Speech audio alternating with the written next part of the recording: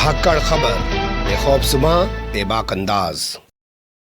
धाकड़ खबर के news room से मैं आपके साथ हूं अकरम रईस खान। जब से राष्ट्रीय राजनीति में या यूं कहें देश के फलक पर उभर के आए हैं नरेंद्र मोदी, यानी कि उन्होंने मुख्यमंत्री का 13 साल का कार्यकाल एक तरीके से पूरा किया और उसके बाद वो प्रधानमंत्री की दौड़ में शामिल हुए, फिर प्रधानमंत्री बन गए। पिछले 7.5 साल से प्रधानमंत्री हैं, या उससे पहले जो प्रधानमंत्री की दौड़ में शामिल थे तब से दो तरीके की चीजें उनके बारे में बार बार बताई जा रही हैं। एक तो उन्हें चाय वाले का बेटा बताया जा रहा है, यह बताया जा रहा है कि वो खुद चाय बेचते थे और देखो कितने गरीब परिवार का बच्चा देश का प्रधानमंत्री बन गया है। हालांकि जब आप सर्च करेंगे तो पाएंगे कि जब ये 13 साल तक मुख्यमंत्री थे तब एक भी लाइन कहीं अगर किसी अखबार में छपी हो तो हमें भी उसकी कटिंग भेज दीजिएगा कि चाय वाले के बेटे थे या चाय बेचते थे। ये ब्रांडिंग इन्होंने नेशनल लेवल पर अपनी पॉलिटिक्स शुरू करने के बाद की है। छोड़ दीजिए, मेरा ये मुद्दा नहीं है। मेरा मुद्दा है दूसरा इनके बारे में बताया जा रहा है कि ये एक बोलने वाले नेता हैं, जवाब देने वाले नेता हैं। रात दिन बोलते ही रहते हैं, कभी यहाँ बोल रहे हैं कभी वहाँ बोल रहे हैं। टीवी वाला इनके अलावा कुछ दिखाता ही नहीं है। बड़े भाषणवीर हैं, 56 इंच का सीना रखते हैं,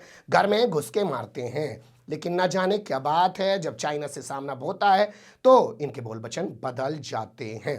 ये नाम लेने तक से कतराने लगते हैं। लद्दाख तो जाते हैं लेकिन वहां जाके सिर्फ बोलते हैं कि विस्तारवादी लोग चाइना का नाम भी सीधे तौर पर नहीं ले पाते। करारा जवाब, घर में घुस के मारना, ये तमाम चीज़ें तो रही बहुत दूर की। आप कहेंगे तो पुरानी बात है, इसको सुनाने बताने की जरूरत क्या है। देखिए ये ताज़ा हो गई है क्योंकि कल लखनऊ में खड़े होकर देश के रक्षा मंत्री राजनाथ सिंह ने एक बयान दे दिया है। उन्होंने कहा, कुछ लोग कह रहे हैं कि अरुणाचल प्रदेश की सीमा पर चाइना ने, बगैर नाम लिए बोला उन्हें, चाइना मैं बोल रहा हूँ आपसे, कि गाँव बसा लिया है। मैं वहाँ हो के आऊँ, मैं देख के आऊँ, हमारी सेना वहाँ पे चाक चौबंद व्यवस्था बनाए हुए हैं। घबराने की जरूरत नहीं है, डरने की जरूरत नहीं है। मैं कुछ कहूंगा तो इंटरनेशनल खबर बन जाएगी।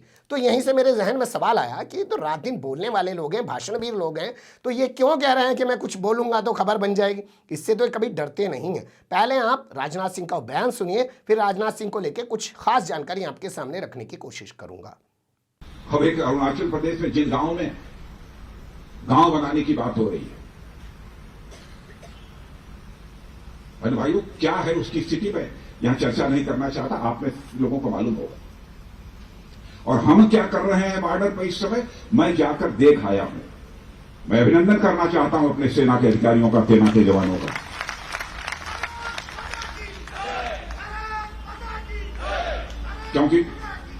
क्योंकि मैं यहां यदि कुछ बोलूंगा तो इंटरनेशनल न्यूज बन जाएगी। हम भी पीछे नहीं है, हाँ, लेकिन लगेगा।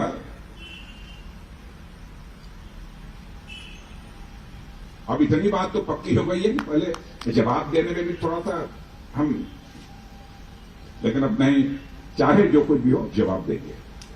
तो ये स्थिति हो गई और राष्ट्रीय सुरक्षा को लेकर हमारी नीति पूरी तरह से स्पष्ट है।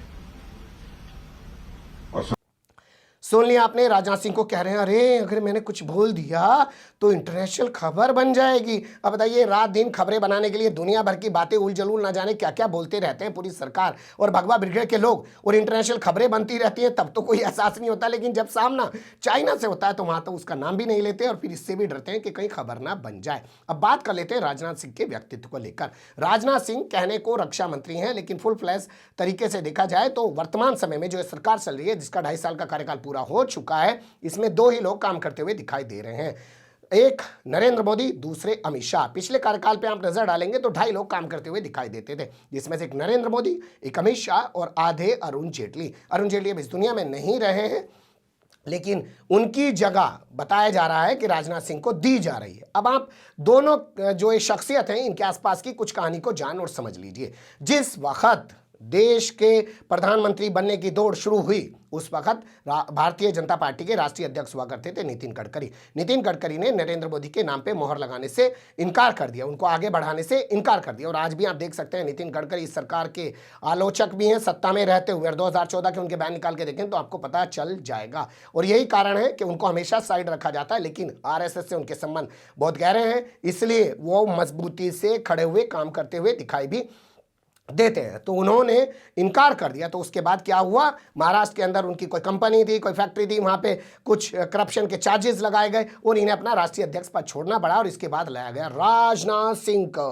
और राजनाथ सिंह ने आते ही नरेंद्र मोदी के प्रधानमंत्री चेहरे को हरी झंडी दे दी, जानते हैं ना, इसीलिए राजनाथ सिंह को हमेशा अहम पद दिया जाता है। पिछली बार इनको गृह मंत्री बनाया गया था, लेकिन ये निंदा मंत्री बन के रह गए थे, बस निंदा करते थे। इस बार भी ये निंदा ही करते हैं, इसके अलावा कुछ करते हुए दिखाई नहीं देते हैं। बात कर लेते हैं अरुण जेटली को लेकर। अरुण जेटली वो शख्सियत हैं जिस वक्त सुप्रीम कोर्ट ने अमित शाह को तड़ीपार किया था, तब भागे भागे अमित शाह पहुंच गए थे दिल्ली। नितिन गडकरी के पास गए, नितिन गडकरी ने उन्हें कोई भाव नहीं दिया। भाई एक मामूली से विधायक ही है ना, इससे ज़्यादा क्या हो सकते हैं उनकी नज़र में। 8-10 राज्यों में जिस पार्टी की सरकार चल रही है उसके राज्य अध्यक्ष की नज़र में एक विधायक की क्या हैसियत औकात हो सकती है, तो उन्होंने भाव नहीं दिया। जिसके बाद नितिन गडकरी ने उन्हें अपने यहाँ शेल्टर दिया, शरण दी, और उसी के फलस्वरूप ये हुआ कि पिछली सरकार में नितिन गडकरी को हमेशा आगे रखा गया।